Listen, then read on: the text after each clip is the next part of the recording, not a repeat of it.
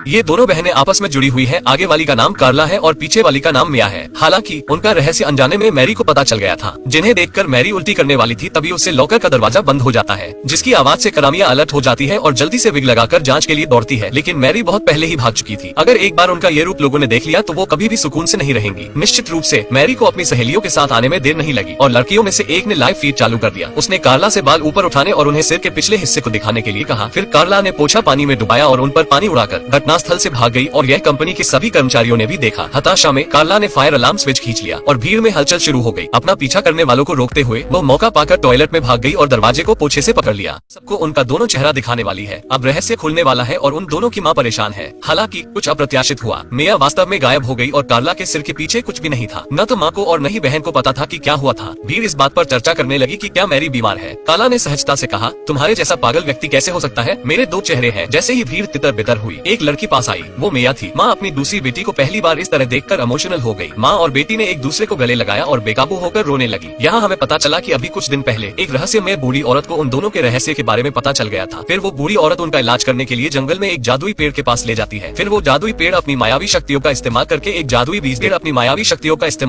जादुई बीज देता है। फिर कार्ला उस जादुई बीज को अपने घर के आंगन में गाड़ देती है। फिर अगले दिन उसमें से एक जादुई पेड़ निकलता है जिसमें एक फूल खिलता है और दो बहनें जो 18 साल तक एक साथ जुड़ी हुई थी आखिरकार अलग हो गयी। लेकिन ये सिर्फ फूल के खिले रहने तक ही अलग रहेंगी। फूल के मुरझाते ही यह फिर से एक हो जाएगी। मिया एक जलपरी की तरह है जिसके अभी अभी पैर बड़े हैं और वो चल भी नहीं सकती। चलना सीखने के बाद वो सड़क पर एक जंगली घोड़े की तरह थी। 18 वर्षों तक वो एक दर्पण चेहरे के रूप में जीवित रही। उसने पेड़ों को छुआ, डेस्क को सहलाया और उन सभी चीजों को महसूस किया। फिर उसे एक गुलाबी ड्रेस बहुत ज्यादा पसंद आती है। वो उसे ट्राई करती है, लेकिन मिया के पास एक पैसा भी नहीं था, तो वो ड्रेस लेकर भाग जाती है। मिया अपने सपनों के मनोरंजन पार्क में आई, एक ऐसी जगह जहाँ वह आना चाहती थी लेकिन नहीं आ सकी। इस तरह मिया अगली सुबह तक खेलती रही। वो घर जा रही थी जब उसकी मुलाकात अपने सपनों के राजकुमार जॉन से हुई। मिया उत्सुकता से आगे बढ़ी, लेकिन अगले ही पल वो गायब हो गई और फिर से काला से जुड़ गई।